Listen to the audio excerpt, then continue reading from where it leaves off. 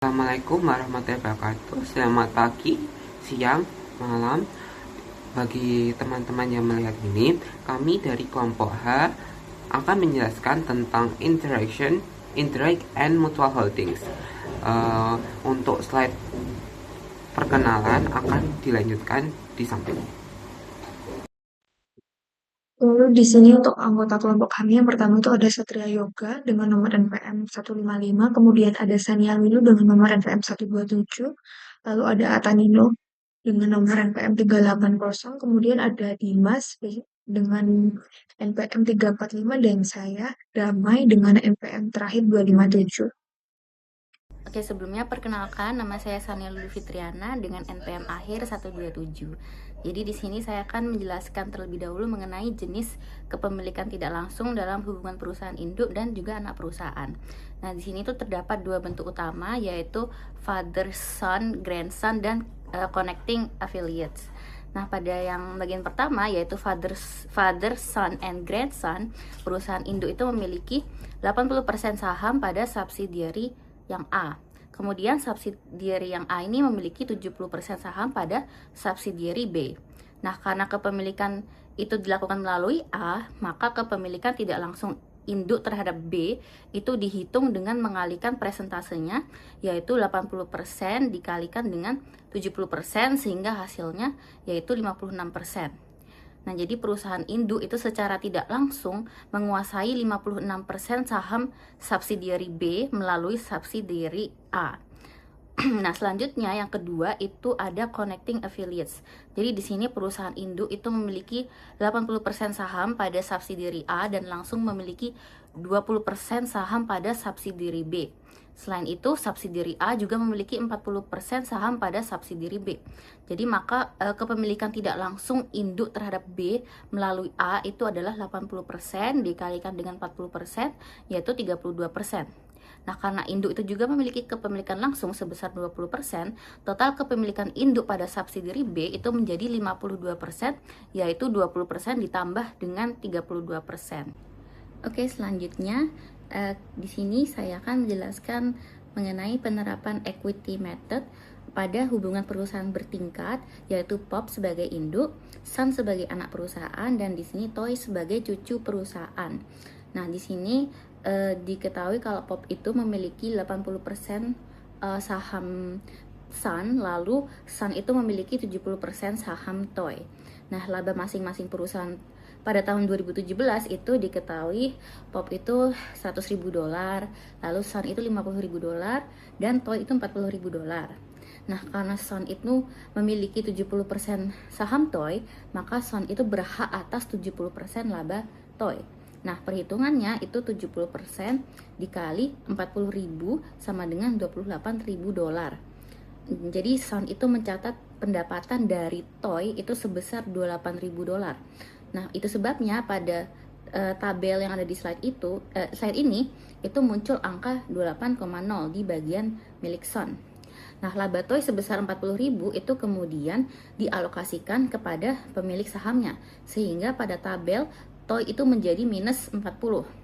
Nah, dari laba Toy tersebut masih ada 30% saham milik pihak luar atau non-controlling interest.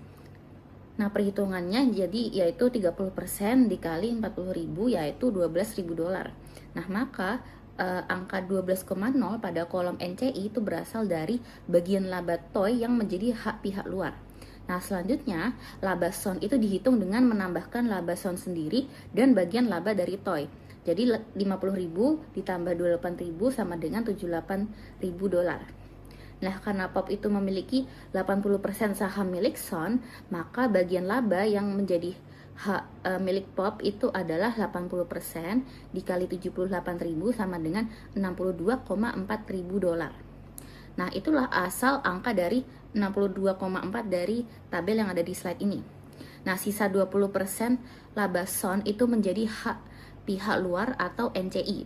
Nah, perhitungannya jadi 20% dikali 78.000 sama dengan $15,600. Jadi angka 15,6 pada kolom NCI itu berasal dari hak pemegang saham luar atas laba Son. Nah, angka minus 78 pada SON itu muncul karena seluruh laba SON sebesar 78.000 itu sudah dialokasikan, yaitu 62,4 ribu ke POP dan 15,6 ribu ke NCI. Jadi totalnya 62,4 ditambah 15,6 sama dengan 78.000 dolar. Nah, laba yang menjadi hak perusahaan induk atau controlling interest dihitung dari laba POP sendiri yaitu 100 ditambah bagian laba dari SON yaitu 62,4. Jadi 100 ditambah 62,4 sama dengan 162,4 ribu dolar. Maka angka 162,4 pada kolom controlling interest atau CI itu menunjukkan laba yang menjadi hak pemilik induk perusahaan. Nah, sedangkan total NCI berasal dari 12 ditambah 15,6 sama dengan 27,6 ribu dolar.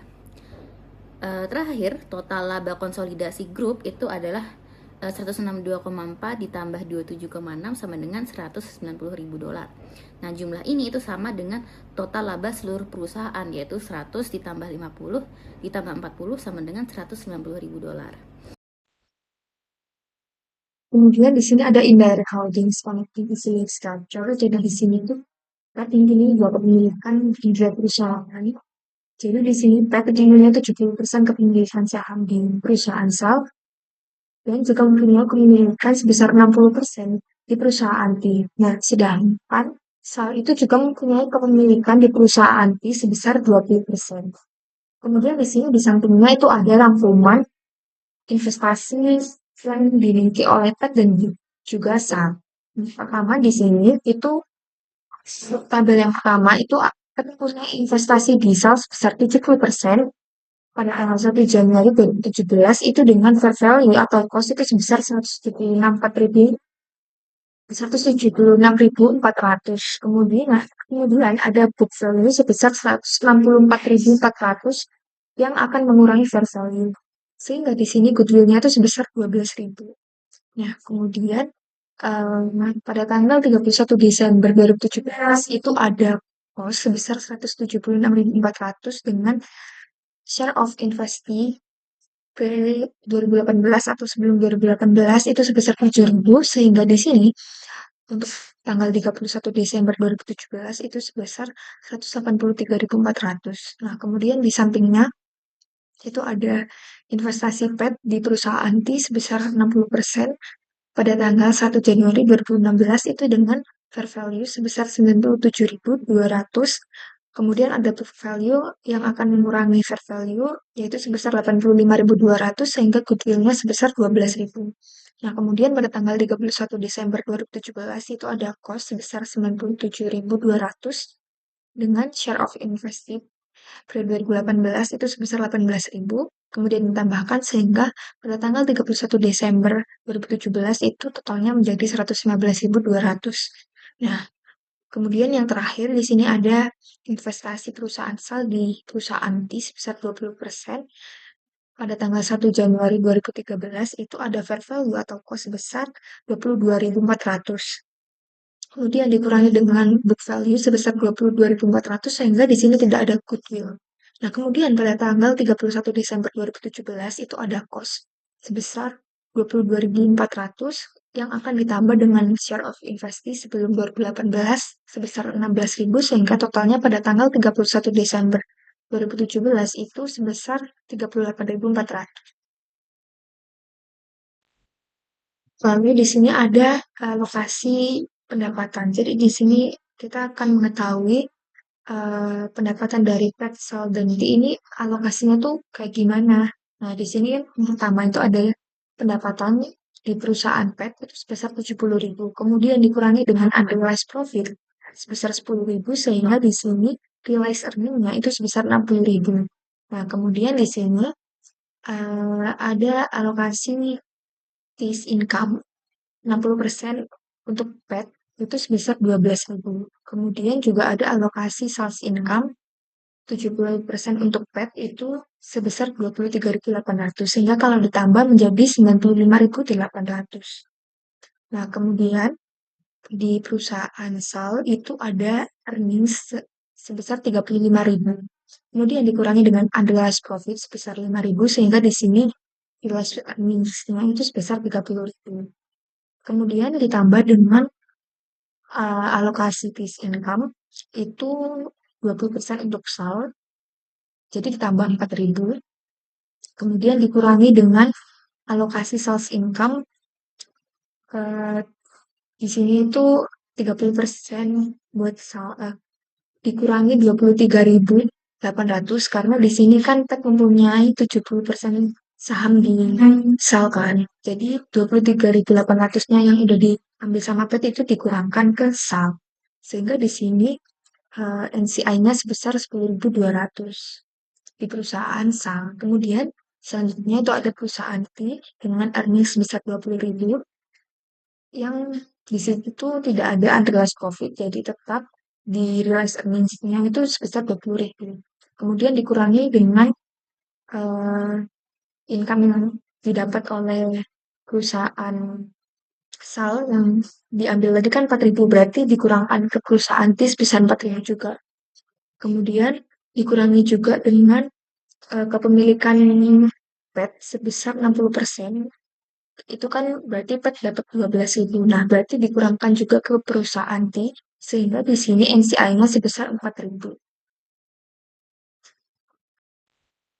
Selanjutnya di sini ada equity method of accounting for connecting affiliates. Jadi di sini itu jurnalnya kas pada investment inti itu sebesar 2.000 dengan perhitungan 10.000 itu dikalikan dengan 20%. Nah, kemudian di sini jurnal yang kedua itu ada investment inti sebesar pada income from T itu sebesar 4.000 dengan perhitungan 20.000 dikalikan dengan 20%. Nah, lalu juga ada jurnal investment inti itu jurnalnya kas pada investment inti sebesar 6.000 dengan perhitungan 10.000 dikalikan 60%. Lalu jurnal yang kedua itu ada investment inti pada income from T itu sebesar 12.000. Kemudian jurnal yang ketiga itu kas pada investment insal sebesar 14.000 dari 20.000 dikalikan 70%. Nah, lalu untuk jurnal yang terakhir itu investment insal pada income from sal sebesar 13.800. Kemudian di sini tuh untuk mencatat income dari sal itu maka di sini itu ada 70% dari catat untuk mencatat income sal itu sebesar 39.000 dikalikan 70% sehingga di sini dicatat 27.300. Kemudian dikurangi dengan uh, unrealized inventory profit sebesar 5.000 punyanya sal sehingga di 70% dikalikan 5.000 sehingga dikurangi 3.500. Kemudian dikurangi lagi dengan 100% of unrealized gain online sebesar 10.000 sehingga di sini nanti totalnya 13.800. Nah, kemudian di sini ada patch investment account at December 31 2018 show the following balance itu dengan investment insal itu kan ada 70%.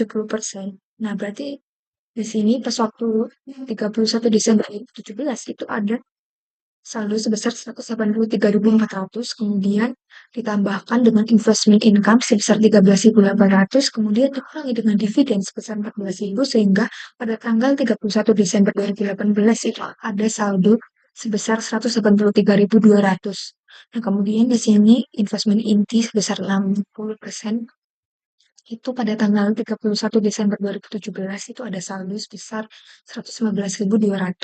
Nah, kemudian ditambah dengan 12.000 dari investment income dan dikurangi dengan dividen sebesar 6.000 sehingga totalnya pada tanggal 31 Desember 2018 itu saldonya sebesar 121.200. Lalu selanjutnya di sini ada consolidation work paper equity method. Jadi di yang sebelah paling kiri itu adalah laporan konsolidasinya, kemudian dilanjut dengan jurnal-jurnal di sebelahnya. Nah, di sini untuk jurnal yang pertama itu untuk mengeliminasi reciprocal sales and cost of sales, jadi mengeliminasi penjualan dan juga COGS itu jurnalnya adalah sales pada cost of sales sebesar 16.000. Kemudian jurnal yang kedua itu to eliminate unrealized intercompany profit from inventory at December tanggal ke-1 2018 itu jurnalnya cost of sales pada inventory sebesar 5.000. Kemudian jurnal yang ketiga yaitu untuk mengeliminasi unrealized profit dari intercompany sale of land, yaitu jurnalnya gain on land pada plan assets sebesar 10.000. Kemudian jurnal yang keempat itu adalah untuk mengeliminasi income from the and dividends from the to adjust the investment in the account. Nah, di sini itu jurnalnya income from the itu pada dividends income from the sebesar 16.000 pada dividen sebesar 8.000, kemudian pada investment inti 60% sebesar 6.000, kemudian investment inti sebesar 20% sebesar 2.000. Kemudian jurnal yang kelima itu untuk eliminasi reciprocal investment and equity amounts of the N2 established the yield and non-controlling interest pada tanggal 1 Januari 2018. Itu jurnalnya return earnings pada tanggal 1 Januari 2018 sebesar 80.000. Kemudian ada goodwill sebesar 12.000 dan capital stock sebesar 100.000 pada investment inti sebesar 60% sebesar 115.200. Kemudian ada inti sebesar 20% yaitu nominalnya sebesar 38.400 dan yang controlling interest pada dari T itu sebesar 38.400. Kemudian untuk jurnal yang keenam itu ada non-controlling interest share pada dividends dan non-controlling interest. Nah, di sini itu untuk mencatat non-controlling interest. Kemudian jurnal yang ketujuh itu ada untuk mengeliminasi income from sale and dividends from sale. Jurnalnya itu income from sale sebesar 13.800 dan investment in sale sebesar 200 pada dividen sales sebesar 14.000. Kemudian jurnal yang selanjutnya itu untuk mengeliminasi reciprocal investment and equity amounts in sale.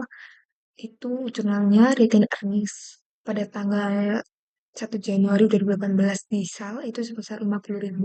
Kemudian ada goodwill sebesar 12.000, capital stock dari sal itu sebesar 200.000, ada investment in sal sebesar 183.400 dan controlling interest dari sal sebesar 78.600. Nah, kemudian di sini jurnal yang terakhir itu non-controlling interest share dari sal sebesar 10.200 pada dividends sebesar 6.000 dan non-controlling interest dari sal sebesar 4.200 untuk mencatat non-controlling interest share dari subsidiary income dan dividends.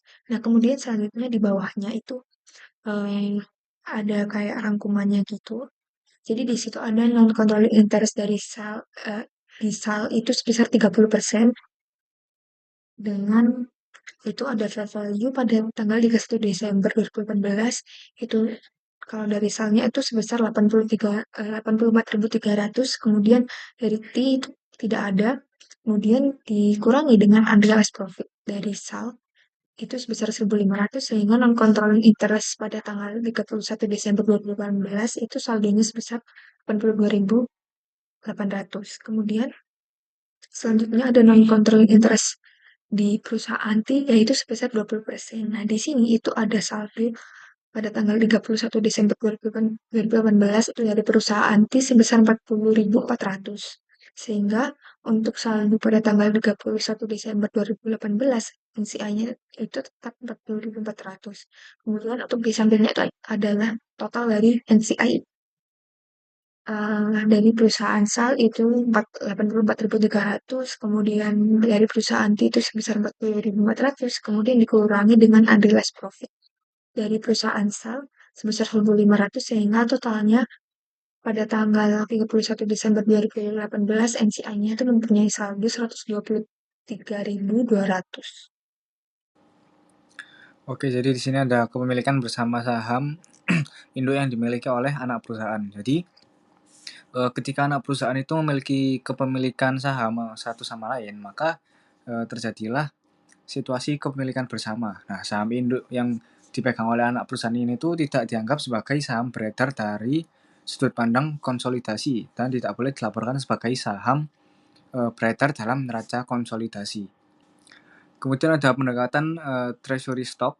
Jadi di sini tuh terdapat asumsi bahwa PAM Corporation itu mengakuisisi 90% saham di Sun Corporation pada tanggal 1 Januari 2016 dengan seharga $540.000. Nah, ketika modal saham Sun sebesar $400.000 dan laba ditahan sebesar $200.000,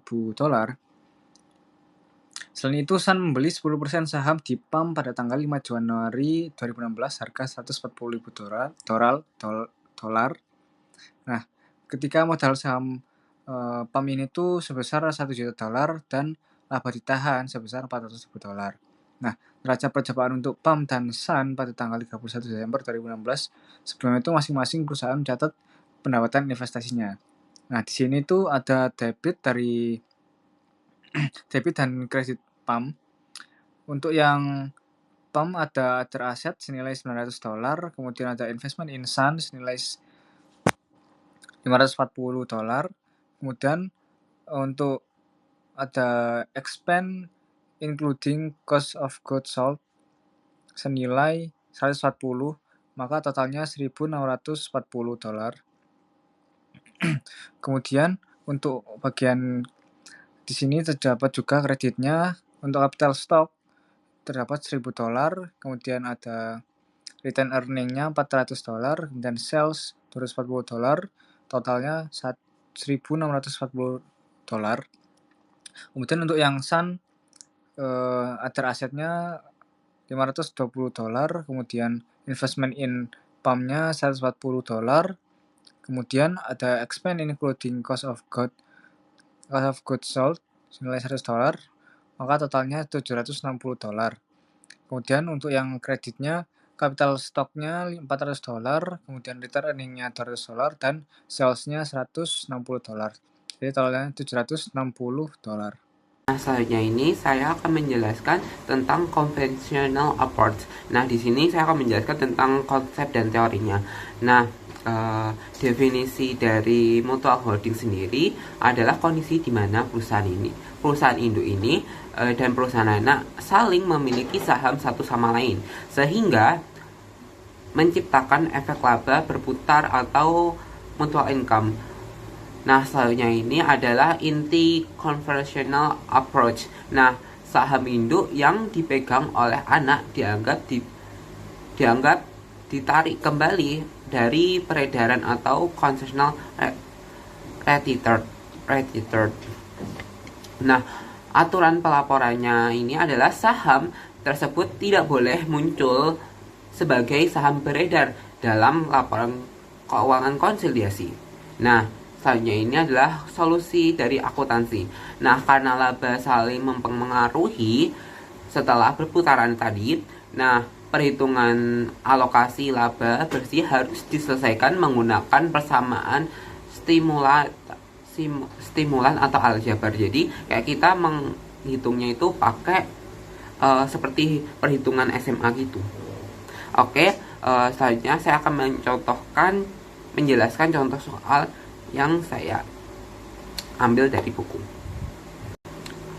Nah, saya akan menjelaskan tentang contoh soal yang saya ambil dari buku ini.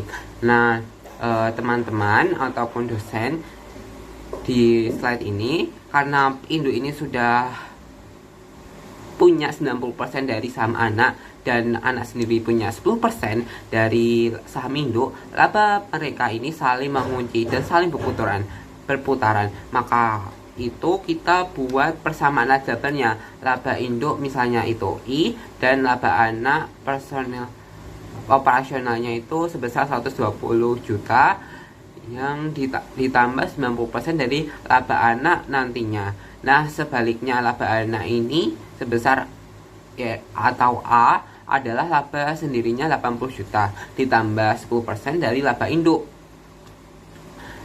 Nah, bagaimana cara menghitungnya? Nah, jika masukkan rumus laba ke dalam rumus laba induk. Nah, jadi itu I atau laba induk itu 120 juta kan, dan ditambah 0,9 itu dari 90% dikurung 80 juta ditambah 0,1 I, yaitu dari laba punyanya anak tadi atau 10%. Kalau kita hitung secara matematika, 0,9 dikali 80 juta sama dengan 72, dan 0,9 dikali 0,1 I nya tadi adalah 0,91 I. Nah, jika kita pindah ruas, selesaikan dalam persamaan, didapatkanlah laba PT Indo setelah efek timbal baliknya adalah 120 juta sekian. Setelah nilai induk ketemu, kita masukkan kembali ke dalam rumus anak, sehingga didapat total laba PT anak sebesar 100 juta sekian. Nah, terakhir karena saham induk yang dipegang anak sebesar 10% itu dianggap ditarik dari peredaran atau tidak beredar, maka saham induk yang benar-benar dipegang oleh pihak luar atau NCI-nya itu yaitu 90%. Jadi laba bersih konsolidasi untuk pengendalian itu 90% dikalikan dengan total laba induk sebesar 189,890 atau 180 sekian. Nah, sedangkan untuk kepentingan non pengendali atau minoritas dari di PT anak adalah sisanya, yaitu sebesar 10% dikalikan total laba. Nah, kalau dihitung-hitung itu menghasilkan sebesar 10 juta sekian, 10 juta 109 sekian. Nah, jika kedua angka yang terakhir ini dijumlahkan, maka totalnya itu 200 juta. Nah, sama persis dengan penggabungan laba operasional awal kedua perusahaan sebelum mereka saling memiliki saham. Oke, materi selanjutnya akan dijelaskan oleh rekan saya. Oke, sekarang kita lanjut ke subsidiary stock mutually held, yaitu kondisi di mana perusahaan-perusahaan anak ya dalam sebuah grup afiliasi itu saling memiliki saham satu sama lain. Nah, jadi berbeda dengan kepemilikan saham induk oleh anak. Pendekatan ini tidak dapat digunakan ya untuk kepemilikan saham antar anak perusahaan. Kemudian harus menggunakan pendekatan konvensional ya, dengan eliminasi saldo investasi dan ekuitas yang resiprokal. Sekarang kita akan lanjut ke kronologi akuisisi ya. Jadi awal mula tahun 2016 itu PAL sebagai entitas induk memiliki struktur dengan mengakuisisi 80% saham ya, sahamnya SET. Kemudian di tahun 2017, SET memperluas grup dengan mengakuisisi 17% saham TON. Nah, pada tanggal 31 Desember 2017, barulah hubungan timbal balik muncul ketika TON membeli 10% saham SET. Nah, karena pembelian saham SET oleh TON ya dilakukan tepat di akhir tahun, maka laporan keuangan ya pada tanggal tersebut mencerminkan saldo yang dihitung menggunakan metode ekuitas standar, namun belum dipengaruhi oleh pembagian laba secara melingkar.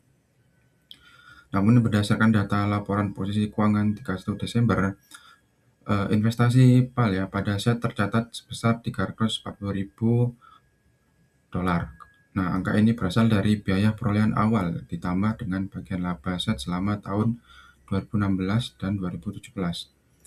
Kemudian investasi SET pada tahun itu tercatat sebesar $133.000 yang mencakup biaya perolehan ditambah bagian laba TON selama tahun 2017. Kemudian investasi TON pada SET masih tercatat sebesar harga perolehan yaitu $40.000 karena baru saja diakuisisi pada hari tersebut. Sekian presentasi dari kelompok kami. Mohon maaf bila ada salah kata maupun perbuatan selama mempresentasikan maupun salah pengucapan. Wassalamualaikum warahmatullahi wabarakatuh.